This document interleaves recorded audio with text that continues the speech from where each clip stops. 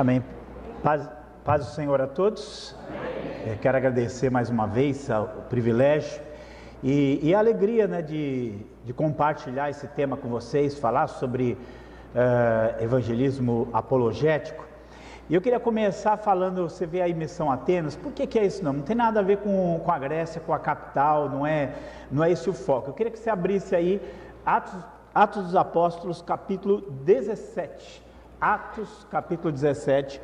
Nós temos um momento muito marcante, eu sou apaixonado por essa passagem, porque Atenas era a capital da filosofia, era ali que estava todo o foco da cultura, da crença do Império Romano, daquela cultura greco-romana, e Paulo vai ser deixado ali em Atenas, e fala aqui, vamos ler aqui, capítulo 17, no versículo 16, Atos 17, 16 diz assim: e enquanto Paulo os esperava em Atenas, o seu espírito se agitava em si mesmo, vendo a cidade tão entregue à idolatria, de sorte que disputava na sinagoga com os judeus e religiosos, e todos os dias na praça com os que se apresentavam. Os estoicos contendiam com ele e os diziam: que quer dizer esse tagarela? E outros: parece que é pregador de deuses estranhos, porque lhes anunciava Jesus e a ressurreição.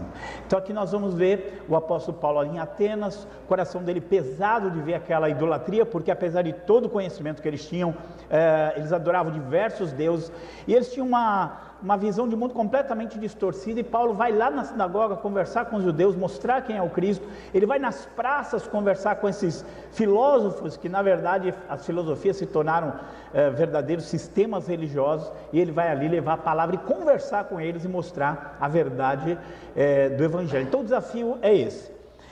Então eu quero compartilhar algumas coisas, e eu quero começar fazendo uma pergunta aqui que eu sei que é muito óbvia. Quem aqui já recebeu visita de testemunho de Jeová na sua casa? Levanta a mão. Não deve ser não, né? A pergunta é a seguinte, a pergunta mais importante: o que você fez? O que você fez? Essa é a pergunta mais importante. A mais famosa que tem é aquela assim que a menininha vai lá na porta e fala assim: minha mãe mandou dizer que ela não está. Não tem essa? Minha mãe diz que ela não está, né? E eu fico pensando, né, na nossa atitude, a gente que ama apologética, aprende apologética, o que a gente faz? Eu vou dizer aqui, guarda isso aqui: a pessoa mais fácil nesse mundo é testemunho de Jeová.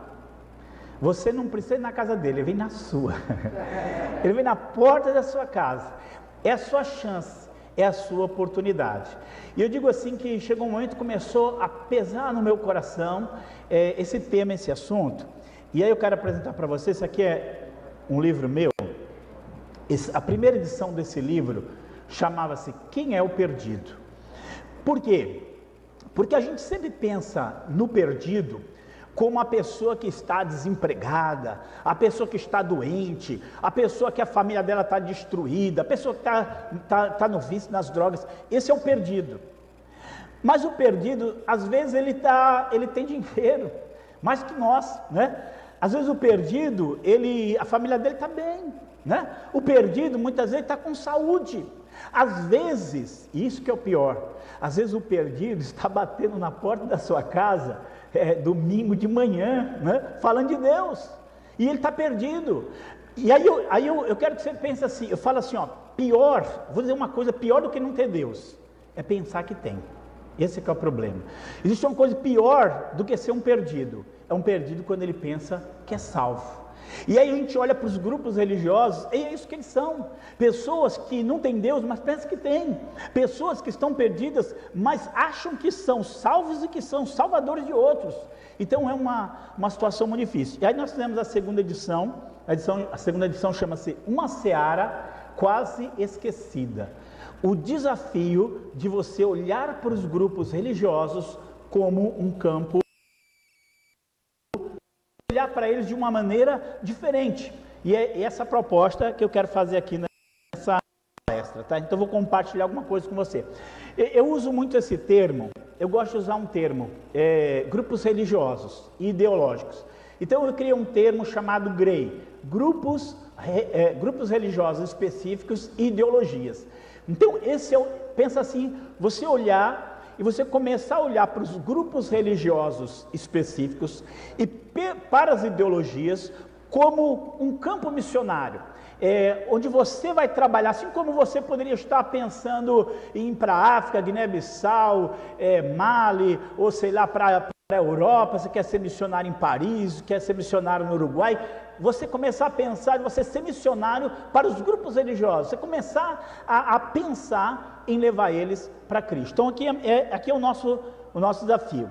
Nós vamos trabalhar, não dá para ver muito aqui por causa tá em preto ali, mas aquilo que eu chamo de uma estratégia, esse livro aqui é um livro de estratégias gerais, tá? E a estratégia que eu chamo de IOTA, informação, oração, treinamento e ação. Então, o Evangelizar Testemunho de Jeová, ele trata mais de estratégias gerais voltadas para qualquer grupo religioso, para qualquer ideologia. E é isso que eu trabalho, que eu palestro sobre isso. Então, o que são grupos religiosos? O que são GREIs, né? Grupos religiosos específicos e ideologias. São grupos religiosos de qualquer segmento, islamismo, cristão, budista ou ideologias, ateísmo, marxismo, que se chocam com as verdades reveladas da Bíblia. Aqui está o que eu preciso saber sobre Deus, o que eu preciso saber sobre Jesus, o que eu preciso saber sobre a salvação, sobre o homem, sobre o mundo. A verdade de Deus está aqui revelada. Mas ao nosso redor nós estamos cercados por muitos grupos que eles na verdade formam verdadeiros grupos fechados, onde dificilmente eles param para ouvir e aprender aquilo que nós temos para falar. Ele vai para a reunião dele, ele vai ler os livros dele, ele vai procurar ouvir os seus líderes, ele não vai nos ouvir. Nós temos que chegar até eles e olhá-los como verdadeiros campos missionários. Agora eu quero só algumas coisas para a gente pensar. O que não é evangelização de grupos religiosos? Aqui a gente precisa fazer uma distinção. Não é debate, não é combate, não é ataque. É evangelismo. É você ganhar essas pessoas, levar essas pessoas para Cristo. Quando tem um apologista debatendo com um membro de qualquer grupo, ele está ali num debate. Ele está ali, na verdade, está num combate forte. Então é óbvio que ali você vai ter afirmações contundentes, fortes. Às vezes você pode ter até umas contendas muito fortes, mas ali é um debate, ali está ali justamente para isso. Mas o que eu quero que você pense naquele dia a dia, no nosso caminhar, nós como crentes que conhecem a palavra, que ama a apologética, o que nós fazemos para levar essas pessoas ao conhecimento de Cristo. Então nós vamos falar sobre evangelismo disso. Então o que seria a evangelização desses grupos? É o processo levar pessoas ligadas a grupos religiosos a conhecer e aceitar as verdades do Evangelho. Como eu vou fazer para que esse testemunho de Jeová que bateu na porta da minha casa, ele venha conhecer Jesus? Para que aquele espírita que trabalha comigo, aquele adventista, aquele ateu, aquele sechonoye, aquele igreja messiânica, como é que eu vou fazer para que essas pessoas que são parentes, são amigos, são colegas de trabalho, que convivem na minha comunidade, como eu vou fazer para levá-los a Cristo? E aí nesse caso específico, você tem a necessidade de contrapor de um modo estratégico. Eu quero que você pense nessa palavra, diga estratégico. Então, estratégia, a questão é a estratégia, como eu vou fazer? Eu estou aqui aprendendo o que eu vou dizer, agora eu tenho que aprender como eu vou dizer, como que eu vou chegar até ele, como que eu vou transformar esse seguidor de uma doutrina falsa num seguidor de Jesus Cristo. Então, isso eu preciso de estratégico, modo estratégico e sistemático, as verdades cristãs, e vou contrapor isso às crenças daquele que eu estou ali evangelizando. Então nós vamos começar aqui com essa estratégia que nós chamamos de IOTA. Vou contar aqui uma experiência muito interessante. Muitos anos atrás não tinha nem talvez muita estratégia ou conhecimento de como ia fazer, mas uma irmã me levou para conversar com um jovem testemunho de Jeová. E aí eu fui conversar com aquele jovem testemunho de Jeová e eu falei assim para ele: você é obrigado a crer em tudo que está escrito na revista Sentinela e Despertar? Você é obrigado a crer?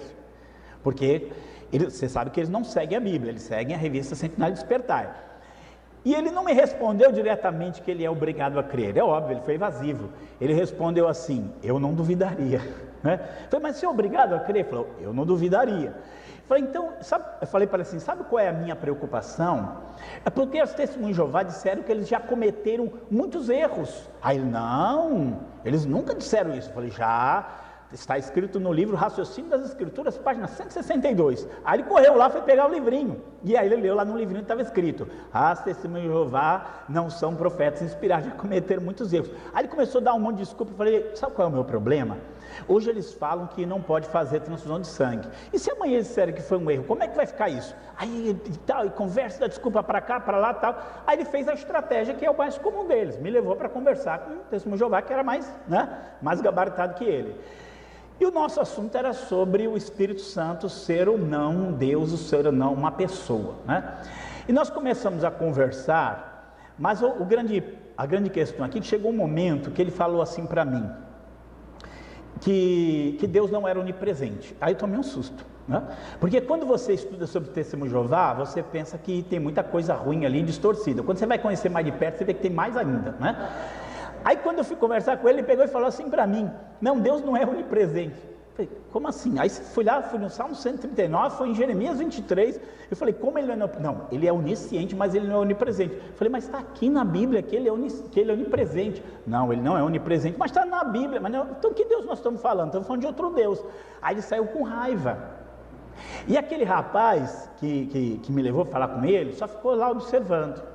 E eu vou dizer, eu nunca mais tive esse debate com esse rapaz, mas eu encontrava ele, tratava ele bem, tudo bem, como é que você está?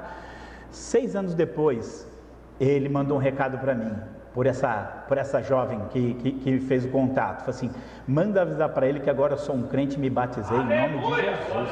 Glória a Deus! Então eu quero que você pense que existe sim meios e possibilidades de você levar essas pessoas a conhecer Cristo Jesus. Então vamos aqui para a nossa estratégia IOTA, que tem bastante coisa para a gente ver aqui. E primeira coisa que nós precisamos é de informação. Tá? Nós precisamos de informação, encadear uma série de coisas para nós. Eu vou falar algumas informações aqui numéricas para você pensar. Vamos pensar num país da África, Guiné-Bissau, né? Guiné-Bissau é um país lá do norte da África. Guiné-Bissau, vamos pensar, vou fazer missões para Guiné-Bissau. Guiné-Bissau tem 1,5 milhão de habitantes, gente. É um país pequenininho, tem 1,5 milhão de habitantes. Agora, deixa eu fazer a pergunta: você sabe quantos testemunhos de Jeová tem no Brasil? Talvez minha informação está até desatualizada. Tem mais de 1,5 milhão. Você tem uma Guiné-Bissau só de testemunho de Jeová aqui no Brasil. Quer ver uma outra coisa? E eu quando penso nesse número, eu vou dizer, isso me comove muito. A população do Uruguai é 3 milhões e 400 mil pessoas. Uma Uruguai me diz que não chega nem a esse ponto. Você sabe quantos espíritas nós temos no Brasil? Isso no censo de 2010, 4 milhões. Tem mais espírita no Brasil do que gente no Uruguai. Nós temos mais do que um Uruguai aqui no Brasil, só de espíritas. Então, quando a gente olha esse número, a gente fica pensando: o que eu tenho que fazer? Como eu posso fazer? Então, a informação, ela é uma coisa poderosa. E a informação é que vai nos mover. Eu peguei algumas frases aqui, e no livro todo eu trato uma comparação entre o trabalho missionário e os grupos religiosos. A gente tem esse olhar sobre eles. E aí eu peguei algumas frases de um livro chamado A Chave do Pensamento Missionário, alguma coisa assim, do Andrew Murray, e ele fala assim: a ignorância no esforço missionário. Saiba e crerá, saiba e orará, saiba e ajudará na primeira fila. Eu quero que você saiba que existe uma multidão de pessoas em grupos religiosos enganadas e que elas podem ser salvas através de Jesus, que elas podem receber o Evangelho, elas podem conhecer o Evangelho, e se elas tiverem que conhecer, elas vão conhecer através de nós. Essa informação de números, quando você começa a olhar os números, você começa a ficar espantado. Deixa eu dar mais um númerozinho para a gente ficar espantado. Quando eles fizeram o censo do crescimento de evangélicos de 2000 a 2010, o crescimento evangélico no Brasil foi de 4,9% ao ano. Sabe quanto foi o crescimento dos espíritas? 5,5. Isso quer dizer que em algum momento, se a coisa continuar assim, o número de espíritas pode superar até o número de evangélicos. Quer ver uma outra informação? Eu estava num congresso de evangelização do sertão, e lá tinha uma missionária que ela falou o seguinte, que os muçulmanos estavam mandando para o Nordeste 15 mil missionários islâmicos, 15 mil. Ela falou, ó, já mandaram 5, ainda vão mandar mais 10 mil. Então a gente começar a pensar e a saber o que está acontecendo para que a gente possa agir. Então nós precisamos de informação. Olha aqui, ó, a informação é o combustível sem o qual o fogo não pode queimar. Então quando eu aprendo, quando eu escuto alguma coisa, isso vai queimar o meu coração.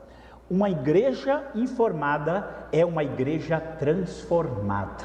Quando a igreja ela enxerga as coisas, ela aprende as coisas, ela vai ser transformada. Então, o primeiro ponto básico é informação. Eu gosto de usar essa comparação aqui. Ele estava sossegado lá na Pérsia, tinha um empregão do bom, e ele caiu na besteira de perguntar assim para o irmão dele: como é que está Jerusalém? Aí o irmão dele falou assim: ih, rapaz, está mal, os muros estão derrubados, as portas queimadas a fogo, o povo está em aflição e miséria. Sabe o que aconteceu com ele? Não dormiu mais, não conseguiu mais dormir, ficou pensando, sabe, ele ficou pensando, e todos aqueles que dispuseram as suas vidas para pregar, em qualquer circunstância, a primeira coisa que chegou para eles foi informação de almas perdidas, de vidas perdidas. Então nós começamos a olhar isso, de pegar essas informações. E deixa eu dizer uma coisa, isso aqui é a mais pura verdade. Nós aqui no Brasil, nós somos uma igreja que temos que dar glória a Deus, porque nós temos tanto material apologético escrito.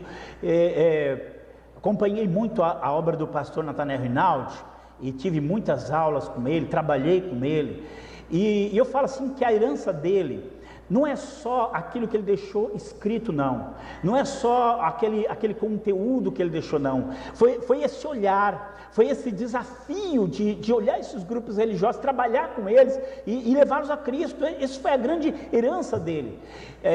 Estava contando para o pastor Martinez, que veio um argentino, um pastor argentino, e ele olhou o material apologético que nós temos, ele falou assim: mas lá na Argentina não tem nada disso, é um país com muito mais hábito de leitura do que o nosso, mas eles não têm a riqueza que nós temos.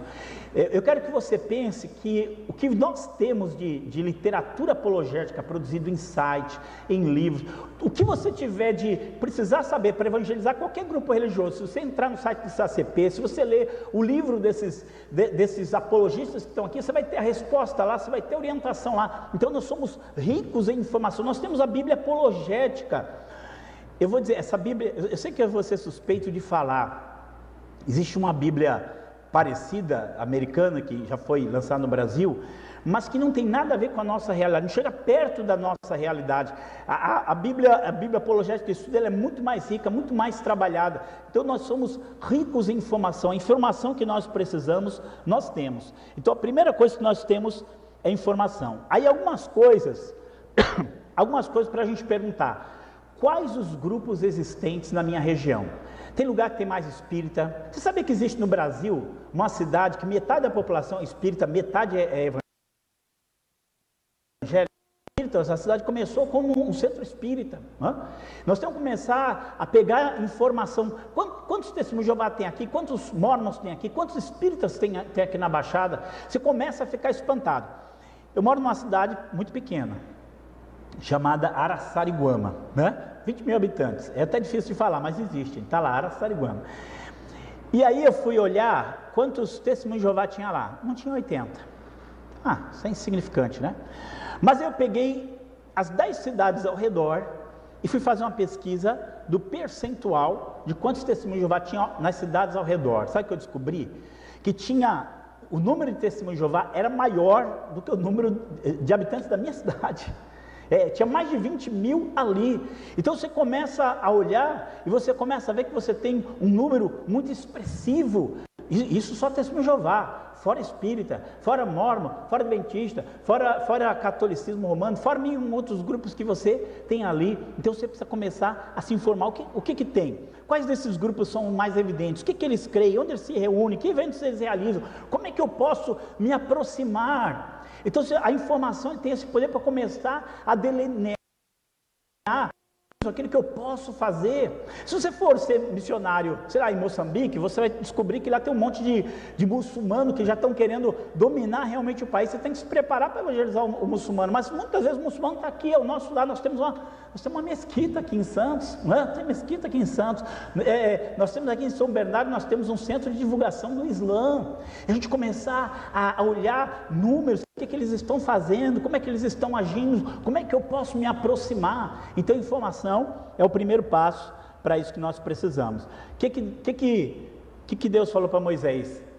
Envia homens que espiem a terra que dar aos filhos de Israel. Antes de você fazer qualquer coisa, você precisa saber o que eu tenho que fazer. Que religião que predomina aqui em Santos? Né? O que predomina aqui? São espíritas? Quantos centros espíritas? Começa a olhar um número muito grande. Pular isso aqui. Vamos para o próximo passo. E aí eu quero falar um pouquinho de oração e quero pedir perdão para vocês. Eu fiz um calendário de oração por grupos religiosos. Cada mês do ano é um grupo. Então tem lá religiões orientais, grupos pseudo-cristãos, católicos, islâmicos. Cada mês se ora por um grupo. Eu esqueci de trazer. Entre em contato comigo, eu mando isso para você. Mensalmente eu faço uma espécie de um banner e vou distribuindo para orar por aquele grupo, os motivos para você orar. Nós temos que pensar que a oração tem poder para mover a mão de Deus. E aí eu vou contar assim, uma coisa muito interessante. Quando eu comecei a trabalhar, né, com esses grupos, eu cheguei para o meu pastor e expliquei para ele, né, e falei sobre isso, expliquei um pouquinho, e ele missões mundiais, e ele lida com muçulmanos. Sabe o que ele falou para mim? Ele falou assim, que essa época que nós estamos vivendo é a época em que mais muçulmanos estão tendo encontro com Jesus e sendo salvos. E ele falou, sabe por quê? Porque a igreja está orando, e quando a igreja ora, Deus responde. Tem testemunho de muçulmanos se convertendo de uma forma maravilhosa. Quando você encontra um muçulmano, você fala, meu Deus, é impossível, a mente dele está cauterizada, né? A mente dele já está solidificada, ele não vai tirar aquilo da cabeça dele nunca, não é? Quando você conversa com um muçulmano, meu Deus, esse povo é fanático demais, né? A mente dele está cauterizada, e mesmo assim Jesus está salvando muçulmanos. Por quê? Porque a igreja está orando. E aí essa frase aqui, os homens podem desdenhar dos nossos apelos, rejeitar nossa mensagem, opor-se aos nossos argumentos, desprezarmos, mas nada eles podem fazer contra as nossas orações. Glória a Deus. E não é só muçulmanos, judeus. Você sabia que nós estamos na época mais judeus têm tido encontro reconhecendo Jesus como Messias? Por que isso? Porque a igreja parou de fazer cruzada, de querer perseguir, e a igreja começou a orar por esses grupos. Então nós pensamos que esse é o nosso trabalho, orar. Eu fui ministrar lá em Presidente Prudente, e o pastor falou que naquele ano eles ficavam fazendo 24 horas de oração. Tinha uma sala de oração na igreja, ficava 24 horas orando ali. E lá em todo lugar tem, mas lá naquela cidade tem muito maçom. E ele disse que naquele ano eles ganharam 8 famílias de maçom para Jesus. Eles oraram. Então nós começamos a pensar. Eu vou dar palestra nas igrejas. Aliás, vou fazer um teste aqui. Quem aqui ora para Jesus converter e libertar os viciados em droga? Levanta a mão. Pode levantar. Olha que bênção. Ore mesmo. Quem aqui ora para Jesus visitar os presídios e salvar os presidiários? Pode levantar a mão, fica assim, né? Quem aqui ora para Jesus curar os enfermos, os que estão enfermos lá nos hospitais? Pode levantar a mão. Glória a Deus. Quem aqui ora para Jesus salvar Testemunho de Jeová? Espírita. A gente não ora. Fala assim, se você Se você estiver andando na rua, você vê um viciado em droga e um testemunho de Jeová, testemunho de Jeová é do capeta, eu vou lá e vou evangelizar. Você vai lá, vamos orar pelos presidiários, gente, mas ele está lá porque ele fez alguma coisa errada. E deixa eu dizer para você, o testemunho de Jeová, o espírita, o Mormon, eles são, eu sei, entenda o que eu vou falar, eles não estão certos, mas eles não são pessoas, ninguém acorda um dia e fala assim, eu quero levar as pessoas para o inferno, né? Eu quero ir para o inferno, quero ser testemunho de Jeová. Ninguém fala isso, né? Não tem uma intenção má, e na maioria das vezes estão ali, eles estão enganados. Eu quero que a gente pense, muita gente pensa assim, não, eu li um livro sobre espiritismo, o testemunho de Jeová, o Mormon, e agora eu tenho argumento, eu vou lá e vou conversar e eu vou converter. Deixa eu dizer, quem convence do pecado é o Espírito Santo de Deus. Mesmo nós fazer é fornecer para derrubar aquela fortaleza de mentira, de engano que está na mente dele, aqueles sofismas, aqueles argumentos enganosos, mas o poder vem do alto céus para converter aquela vida. As armas do nosso combate não são carnais, mas são poderosas em Deus para a destruição das fortalezas, destruindo todo sofisma, todo engano, todo argumento e toda altivez que se levanta contra o conhecimento de Deus, e levando todo pensamento cativo à obediência de Cristo. É em Deus que essas armas são poderosas. Jesus disse que sem Ele nós não podemos fazer nada, mas Paulo disse que com Ele nós podemos todas as coisas. Então nós começamos a pensar nisso. Então é a graça de Deus que vai agir sobre a vida deles. Como nós temos que orar por esses grupos. Quero que você pense nesse versículo aqui, Romanos 1 e 2. Romanos 1 e 2.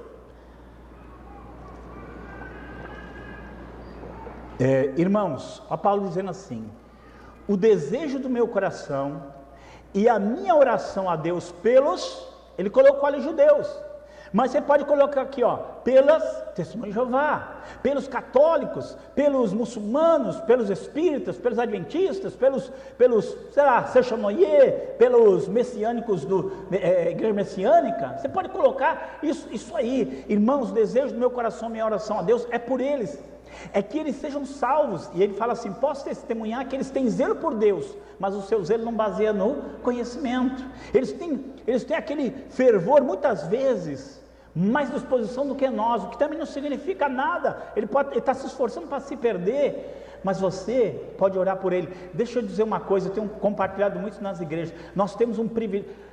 A igreja ela tem 3 privilégios, 3 coisas que ninguém mais no mundo tem. Guarda isso aqui, 3 coisas que ninguém mais no mundo tem. Primeiro, só a verdadeira igreja de Jesus Cristo tem a palavra de Deus com ela. Só a igreja de Cristo tem a palavra de Deus com ela. Segundo, só a igreja tem o Espírito Santo de Deus.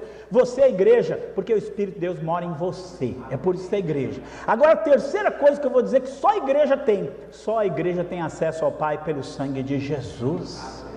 E se nós não orarmos por ele, eu pergunto: quem é que vai orar? Se não for a verdadeira igreja para orar pela salvação desses grupos, quem é que vai orar? Então eu fiz calendário para a igreja começar a orar, começar a buscar. Então, começa a orar por esses grupos. Eu tenho certeza que você vai ver, talvez você nem vai saber, mas a sua oração vai ser respondida por Deus, tá? Vai ser respondida por Deus.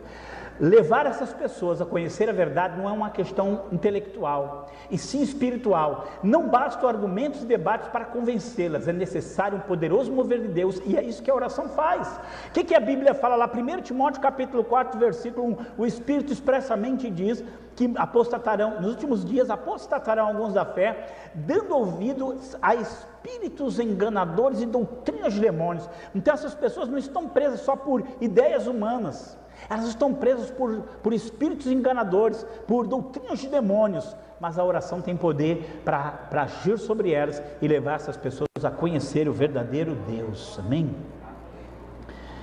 Dificilmente, ou talvez nunca, se faz orações por esses grupos. Eles têm sido negligenciados na intercessão quanto na evangelização.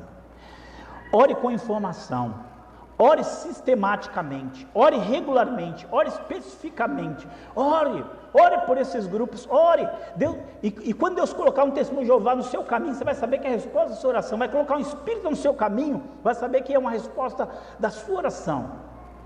Ele vai agir. Compartilhar mais um testemunho aqui. Quando eu sou aqui de São Vicente, faz 11 anos que eu estou lá no Vale da Bênção, lá em Araçariguama.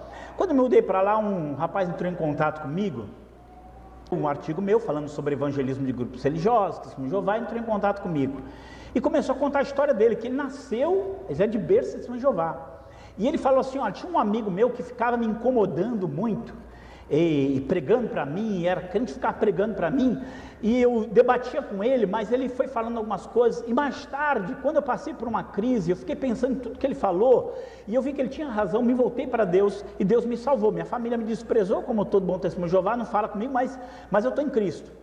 E aí aí eu falei, de onde você é? Ele falou, eu sou de São Vicente. Eu falei, mas eu também sou de São Vicente. Aí eu falei, eu vou falar para esse meu amigo, que eu encontrei e falei com você. Depois ele entrou em contato comigo.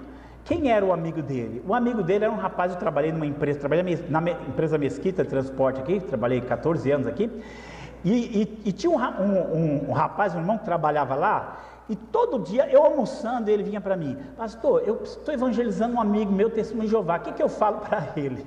Aí falou, você fala assim, assim, assim, assim. Aí ele veio no dia seguinte e falou assim, eu falei e ele falou assim, assim, assim. Eu falei, então agora você fala assim, assim, assim.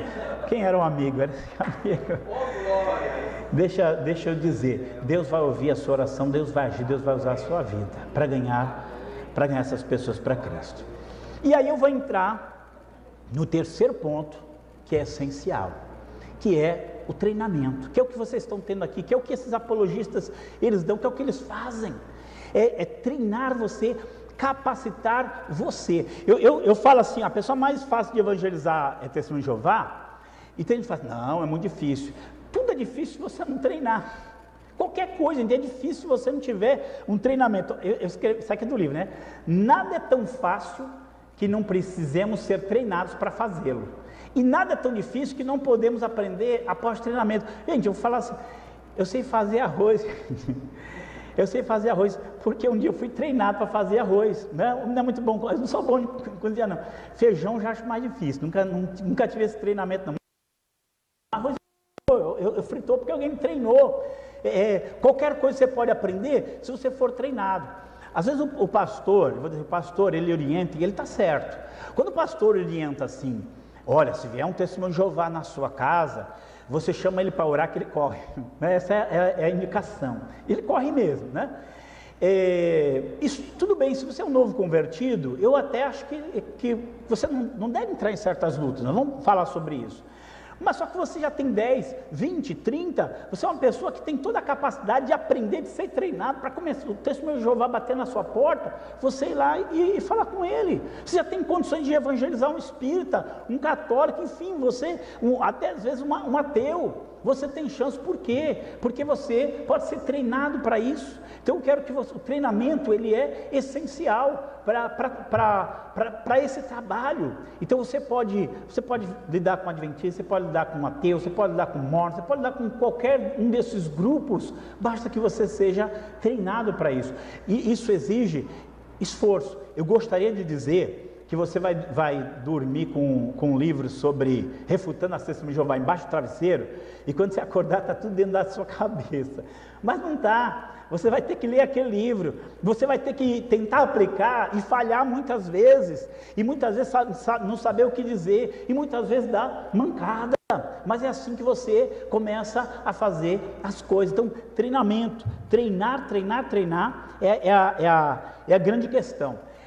Como acontece em qualquer ação missionária, o mínimo de treinamento é necessário, além da vocação de cada um. O treinamento para a evangelização de um grupo religioso apresenta características peculiares e exige maior aplicação, uma vez que lida com complexas construções teológicas. Você não evangeliza um Testemunho de Jeová, cada grupo ele tem o seu próprio conjunto de crenças, a própria cultura, o seu próprio jeito de ser, e que você tem que saber chegar o que eu vou falar para ele, o que ele pensa. Eu tenho que entender como ele pensa e me aproximar com ele. O que Paulo falou? Eu me fiz de judeu para ganhar os judeus, eu me fiz de não judeu para ganhar os não judeus. Eu preciso entrar no pensamento daquela pessoa para entender como ela faz, para poder realmente levar Cristo para ela. Então eu tenho que ver a estratégia que eu vou usar para chegar até aquele coração. Como qualquer ação missionária, a teoria é necessária, talvez nesse caso até mais, todavia não é suficiente, eu preciso praticar. Então começa a praticar, né? Deixa o testemunho de Jeová na sua casa, tenta se achegar a ele, tenta evangelizá-lo, procura apresentar-te a Deus aprovado, como obreiro que não tem que se envergonhar, que faz o quê?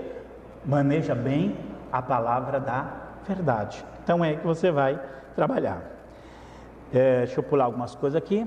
Isso aqui é muito lindo, né, gente? Isso aqui é o versículo da apologética. Estais sempre preparados para responder com mansidão e temor a qualquer que pedir a razão da esperança que há em vós. Tá? Agora eu quero só falando aqui, primeiro, eu vou depois apresentar com mais detalhes. Eu tenho um curso à distância, são 30 disciplinas, na Saber e Fé, site da Saber e Fé. Entra lá, saberefé.com. Lá tem evangelismo, ali é evangelismo de grupos religiosos, tem 30 grupos lá, e falando de vários aspectos de cada um desses grupos, focando não só em conhecer aquele grupo, mas em evangelizar aquele grupo. Você pode participar desses trabalhos de evangelismo, você vai aprender muita coisa. Você precisa ser um pouco autodidata também, tem muitos livros hoje, glória a Deus por toda a literatura apologética que a gente tem. Como eu disse, se você entrar no site CACP, se você pegar o livro desses apologistas, você não vai ter mais dúvida, porque a resposta você vai ter lá, né? Algumas coisas você vai aprender no contato geral, porque o contato, vocês pensam que é brincadeira, mas o contato, ele é essencial. Você conversa com aquele grupo, você começa a aprender muita coisa que você vai usar lá na frente. Um dia eu fui numa igreja mórmon, aqui no Guarujá, entrei lá na igreja mórmon.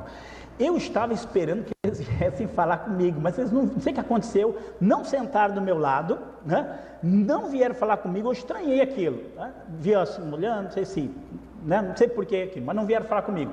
Era dia de ceia deles, que era a ceia deles, pão e água, né? Estava lá, pão e água, a ceia deles, não tomei a ceia deles, fica tranquilo. Acabou e eu peguei e fiquei esperando, alguém veio me falar comigo, ninguém veio. Aí fui lá para o quadro de aviso, gente, li o quadro de aviso todinho, ninguém veio falar comigo. Falei, meu Deus do céu, preciso falar com alguém aqui. Quando eu estava saindo, aí o porteiro foi muito simpático comigo, e aí eu peguei e fiz uma pergunta para ele, por que vocês fazem a ceia com pão e água? Aí ele começou a explicar, falei, isso. Aí ele se empolgou, e ele me levou para conversar com ele. E aí ele me contou assim, aquela famosa visão que o Joseph Smith tem com Jesus, né, que tem com Jesus, e ele me conta o seguinte, que antes de ter aquela visão, o Joseph Smith caiu endemoniado, né? Ele me contando, eu falei, o senhor não acha estranho não, que ele cai endemoniado, vê Jesus, e depois ele tem um outro evangelho que a Bíblia diz que é maldição, eu não acho estranho. Ele ficou assim, mas você começa a aprender, você começa a conversar com aquelas pessoas. Então o contato é bom, e quando você vai ouvindo esses apologistas contando as experiências deles, isso é muito rico, porque você vai aprendendo como que você vai se aproximar deles. Os testemunhos de Jeová estão aí nas praças, hoje eles mudaram de estratégia, nem sempre vão nas casas, mas ficam ali paradinho. Se aproxima dele, começa a perguntar, começa a ouvir, começa a ver como é que ele pensa, sabe, tudo isso faz parte de um treinamento bom para evangelizar esses grupos. E aí nós vamos para ação. Intenção menos ação é igual que nada, tá?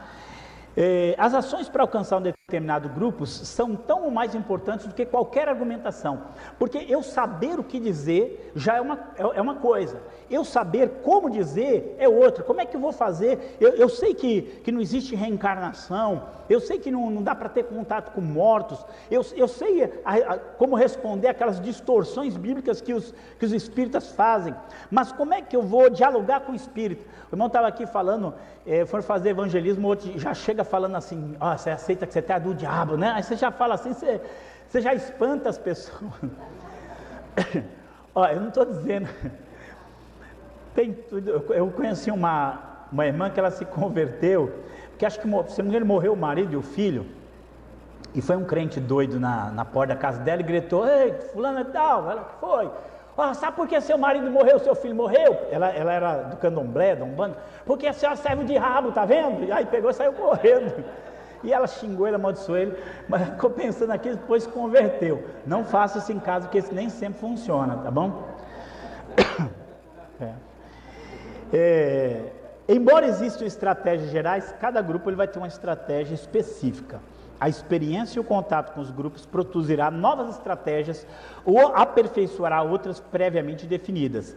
É necessário sensibilidade e análise para descoberta e desenvolvimento das estratégias. Então, quanto mais você se envolver com isso, quanto mais você for lá, você vai aprendendo, você vai errando também. A gente vai errando, a gente vai falando o que não devia, do jeito que não devia, mas a gente só tem um jeito de aprender. Olha, eu vou dizer para vocês uma frase. Eu não escutei o pastor Natanael Rinaldi falar, mas o irmão, ele ouviu, ele me falou, e isso marcou minha vida para sempre. Ele dizia assim: é melhor você errar fazendo do que você errar por não fazer, né? E às vezes você erra, às vezes, é normal, mas você vai aprendendo como fazer. Então nós temos que aprender o que dizer, como dizer na hora certa. Como maçãs de ouro em uma bandeja de prata, assim é a palavra dita da maneira certa, no momento adequado. Isso é que vai trazer um bom resultado. Pois o coração do sábio saberá a hora e a maneira certa de agir. Eclesiastes 8:5.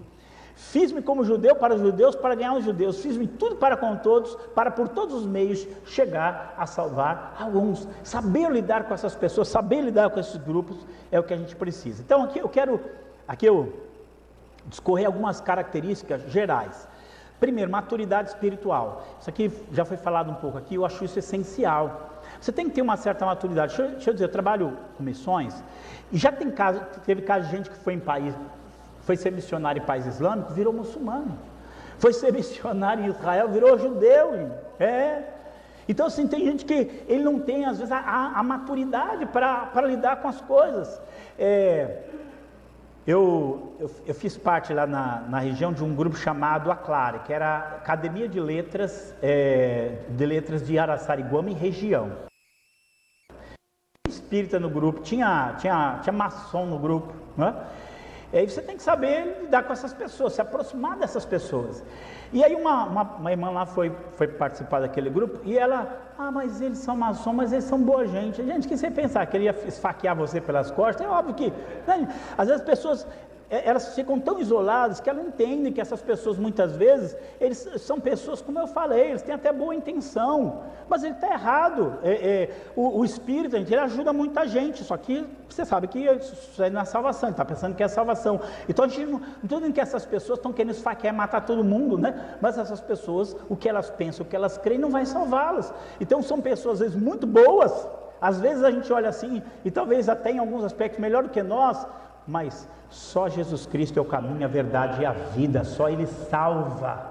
Ninguém vai ao Pai a não ser por Ele. Então as pessoas elas precisam de maturidade para poder lidar com os grupos religiosos, não é? Precisa de conhecimento teológico sólido. Você não sabe nem o que você crê, como é que você vai poder evangelizar a pessoa que crê diferente de você? Você não sabe, então não adianta você querer ensinar para o outro, né? Se você mesmo não sabe para você o que você acredita. Essa aqui também eu abusei um pouco, né? Tinha um vizinho meu, testemunho de Jeová, nunca falou comigo. Um dia eu estou lá no portão, e ele veio, né? E aí ele começou a me, sei lá como a gente chama, testemunha de Jeovazar, né? Não vou dizer evangelizar, que aqui não é evangelho, né? Aí ele começou a ensinar, só que ele ensinava a doutrina deles toda errada, a deles. Aí eu me invoquei com aquilo, eu falei: olha, o senhor é testemunho de Jeová, que há 18 anos que era testemunho de Jeová, mas o senhor está ensinando errado, não é assim que eles ensinam, não. Eles ensinam assim, assim, assim. Mas o homem ficou bravo comigo. Não, porque o nome de Deus é Jeová. Aí eu fui falar do tetragrama para ele, né? Aí ele pegou, citou um versículo lá que já está com o coração endurecido, não tem mais jeito, foi embora, nunca mais falou comigo. Eu falo assim, eu errei, eu devia ter tentado ali atrair ele, mas você tem que conhecer o que ele crê e o que você crê. Se você vai evangelizar um espírita, você tem que saber o que o espírita acredita. Por exemplo, você sabia que nem todo espiritismo crê em reencarnação? Você sabia disso? Então a gente não sabe. Por que o Espiritismo ele fala que é científico? Sem conhecer o outro para você ser o evangelista dele. Você tem que já sair convicto, né, para você poder fazer. Você tem que ter comunhão com a igreja, porque muita gente, hoje em dia está a gente aí flutuando. Não, sua igreja é o seu apoio. Você tem que ter uma autoridade, pastor te orientando, né? Orientando. Você tem que ter convicção de que você tem graça de Deus e capacidade de Deus para fazer isso. Você tem que estar gastando maravilhosamente tantos temas. Eles estudam isso dia e noite, estão aprendendo, eles realmente se entregam, se consagram a essa causa. Por isso, você quer falar com o testemunho de Jeová, com o mormon, com o espírito, com ateu, seja quem for, você tem que realmente gastar seu tempo com aquilo, né? Você tem que gastar seu tempo com aquilo. Você tem que ter um pouco de aptidões autodidáticas, que não dá para aprender tudo, vai te ajudar muito, mas você tem que também aprender a ler, e um aprendizado contínuo, não pode parar nunca. Mas agora aqui algumas estratégias. Ouça bastante, não se apresse em rebater, porque a gente fica nervoso. Eu sei como é que é, gente. Você começa a ouvir uns negócios assim, você vai, meu Deus, né? Você começa a ficar nervoso, você começa a falar uns negócios assim, começa a distorcer, e você fala assim, né? Um dia eu estou na fila do banco, aí eu estou lendo um livro sobre festas judaicas, e aí tem um senhor assim atrás de mim, vendo o que eu estou lendo, né? E aí ele começa a conversar comigo, que é esse livro tal. Não, porque você sabe que Jesus, ele na verdade, ele foi para o Tibete, ele foi para não sei o quê. Começou a falar essas coisas da nova era. Eu falei assim, onde é que o senhor viu falando isso de Jesus? Não, porque eu fulano disso. Eu falei, o senhor já leu o que Jesus falou dele mesmo? O senhor já leu os evangelhos? Não. Eu falei, o que o senhor acha? Que você deve ver o que alguém fala de você, ou o que você mesmo diz de você? O que eu digo de mim. Então você tem que ver o que Jesus disse dele, você tem que ler os evangelhos. E eu sei que a gente começou ali a conversar, pelas conversas dele eu falei, esse homem é maçom, né? Não deu outra, daqui a pouco eu olhei o anelzão, era maçom, mas ele não saiu do banco sem conversar comigo, porque ele queria conversar comigo, ele queria ouvir sobre aquilo. Então, do que são as crenças que estão aí, para você poder ouvi-lo e rebater.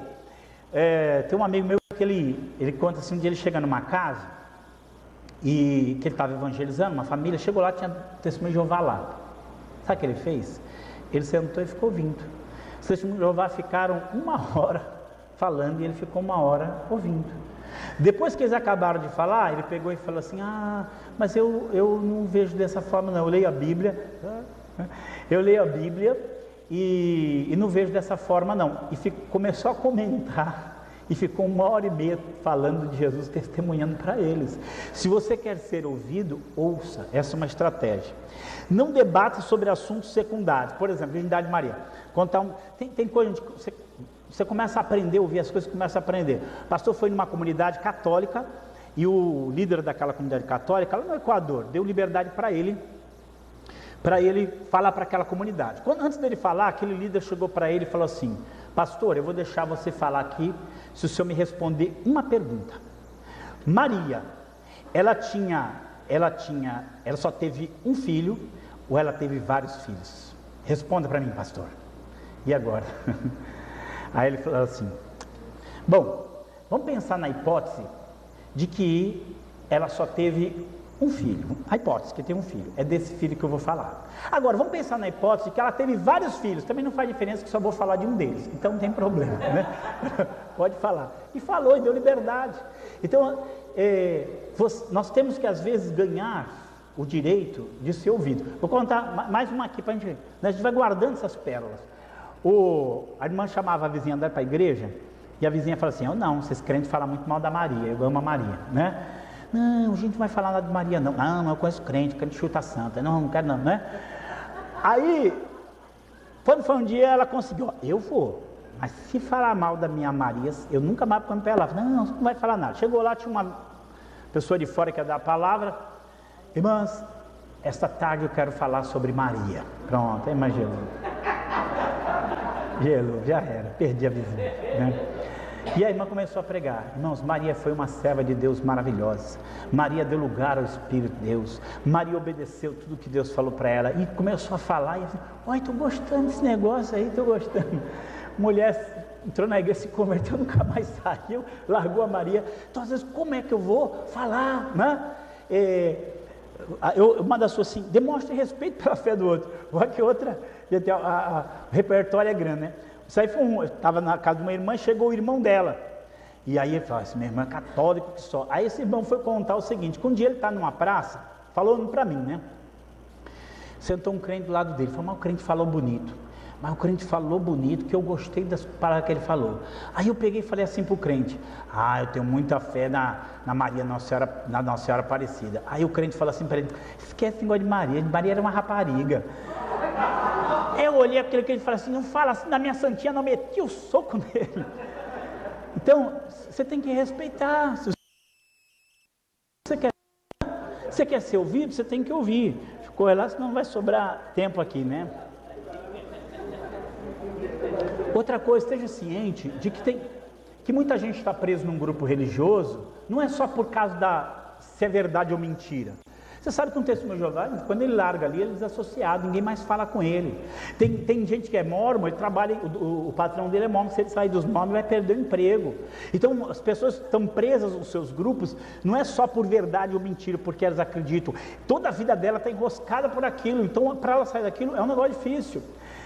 Se você tiver que se apartar de alguém, deixa a porta aberta e uma boa impressão. Eu falo assim, você não precisa se tornar inimigo dessa pessoa.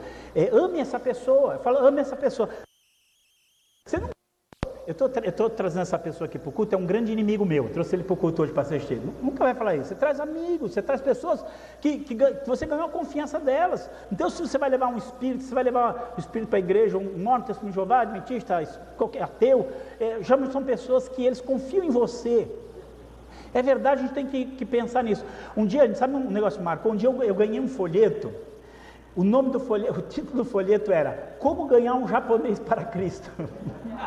É sério, e era muito bom aquilo, porque ele ia explicando como que o japonês pensa, e aí eu comecei a pensar nos japoneses que eu tentei evangelizar e não deu certo. Eu falei, é por isso, porque você começa a conhecer a mente do outro, e a gente tem que atentar para isso. Outra coisa, às vezes não vai ter resposta, tem coisas que você não vai ter resposta, então se você não vai ter resposta, eu não sei, depois eu falo para você, não fica tentando enrolar. Deixa eu ver se tem mais aqui. Outra, às vezes a gente quer evangelizar a pessoa, no meio do grupo dela é mais difícil. Pegue pessoa quando ela está fora do contexto dela, pessoa sozinha, às vezes no contexto dela, ela quer mostrar a firmeza dela. Quando você está conversando com ela no particular, é um pouquinho diferente.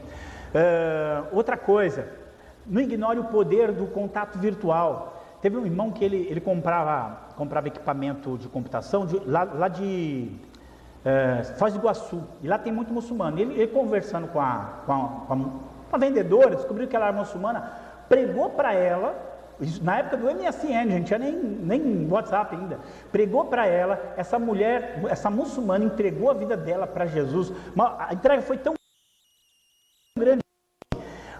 Me explica o que está acontecendo. Eu fui orar, daqui a pouco eu senti um negócio me queimando, eu comecei a falar uma língua que eu não sei, o que está acontecendo comigo? A mulher tem uma conversão tremenda, e tudo isso à distância. Então, sabe, ao invés de ficar com conversa fiada, usa para evangelizar, para falar o que é bom. Esteja sempre sob a autoridade do seu líder, ele vai te orientar, ele vai te dar orientação para aquilo que você pode e daquilo que você deve fazer. Agora, essa versão aqui de 2 Timóteo 2, 24 e 26, se eu não me engano é uma versão mais livre, parafraseada, mas eu gosto dela, que diz assim, o povo de Deus não deve ser turbulento, devem ser amáveis e mestres pacientes daqueles que estão errados. Seja humilde quando estiver procurando ensinar aqueles que estão confusos a respeito da verdade. Essa questão da humildade, vou dar um exemplo aqui, não faça isso. Um apologista, só conhecia muito bem a Bíblia, começou a conversar com o testemunho de Jeová, deu uma de Miguel. Isso é uma Bíblia? Nunca tinha visto na vida. É bom esse livro aí? Aí o testemunho de Jeová, leva na sua casa e te ensino. O testemunho de Jeová foi lá. O testemunho de Jeová foi lá, ele grego, hebraico e deu uma sua. E o testemunho de Jeová saiu aborrecido de lá. Você falou que não sabia nada, não sei o que. Não, bateu um testemunho de Jeová na porta da minha casa. E aí eu peguei e falei para ele, eu queria aprender. E falei para ele, eu sou pastor, minha igreja ali, eu estudo religiões. E ele veio, gente, ele veio acho que umas 4, 5 semanas, né? E aí cada semana que ele vinha eu escutava, ouvia, aí fazia perguntas para ele. Por que eu tenho uma versão verde aqui que fala, todos os anjos de Deus o adorem, agora está dizendo que é só prestar homenagem, antes podia adorar Deus. Porque as perguntas, gente, uma outra coisa muito eficaz é fazer pergunta, porque aí a pessoa, ela tem que começar a pôr a cabeça dela para funcionar. Até que chegou uma hora que ele fez o óbvio, ele veio com o ancião lá em casa, e o ancião vem nervoso, gente, o ancião entrou lá e olhou e falou assim para mim, o que você quer conosco? Eu falei, mas vocês não ensinam a Bíblia, eu quero ver o que você tem para ensinar. E você vai ter coragem de fazer igual a gente aí de porta em porta, para ensinar isso que a gente ensina? Eu falei, se o senhor me provar que isso é a verdade, eu vou ter. Foi embora, nunca mais apareceram. Mas eu tive chance de ficar ali aquelas 4 semanas evangelizando aquele testemunho de Jeová. Então, às vezes, uma atitude de respeito, de humildade, você vai conseguir ir fazendo perguntas, sabe? Levando ele a questionar, é uma ferramenta muito boa. E aqui continua assim, ó. Porque se você lhes falar com brandura e mansidão, é mais provável que eles, com a ajuda de Deus, abandonem suas ideias e creiam no que é verdadeiro. Então eles cairão em si e escaparão da armadilha da escravidão ao pecado que Satanás utiliza para apanhá-los sempre que ele quer, e então poderão começar a fazer vontade de Deus. Então você pode ser um instrumento para ganhar o espírito, para ganhar, seja quem for, né? Uma das coisas que eu coloco, ame essa pessoa, independente de qualquer coisa, ame essa pessoa. Eu sei que às vezes isso parece ser uma coisa até assim meio piegas, amar, mas é verdade. Numa cidade nos Estados Unidos, sabe que os ateus lá, eles são muito violentos, né? São muito, por exemplo, tinha um ateu na cidade, ia ter o coral da igreja ia cantar em praça pública. Não, a praça como é que fala hoje? A praça o governo é laico, não pode ter isso lá. Não pode. Vamos montar um presépio? Não pode. Era esse ateu. Esse ateu ficou doente, uma doença grave lá, tratamento caro. Sabe o que uma irmã fez? Pegou, foi na igreja, levantou uma oferta, pagou o tratamento dele. Não falou nada, pagou o tratamento dele. Daqui a pouco, sabe onde ele estava? Na igreja, servindo ao Senhor, né? E ele falou assim, eu era ateu, eu pregava que Deus não existia, mas eu tinha dúvidas. Você pensa que o ateu não tem dúvida, não? Você pensa que eles não têm dúvida das coisas? Eles têm também, gente, eles têm, né? Vou contar um outro aqui. A moça trabalhou lá no Vale da Bênção, e ela, na juventude, ela foi daquela seita, como é que é aquela seita? PT, ela foi do PT. E ela, como ela era desde nova, ela foi treinar, os petistas me desculpem, mas eu sempre brinco assim, tá? Mas na verdade ela era de grupos de esquerda, e eles nos grupos de esquerda, eles malham mesmo, eles falam mesmo contra Deus, contra a igreja. Ela aprendeu que pastor tuladão, explorador, aliado com poder, que religião é só para você manipular as pessoas, foi o que ela aprendeu. Entrou na USP, misericórdia, salva os USPianos, tem misericórdia. Entrou na USP, aí tinha uma irmã lá, começou a pregar para ela. Primeira coisa que falou, eu sou ateia, eu não acredito em igreja, não acredito em pastor, não fala mais comigo. Ela falou assim, sabe o que essa moça fez? Continua amiga dela. Um dia ela ia junto, orava, né? E muitas vezes a gente, são algumas coisas a gente pensar, tá? A gente tem que fazer uma autocrítica. Eu costumo levar, quando eu dou aula de heresiologia, eu peço para alguém trazer um ex-adepto de seita.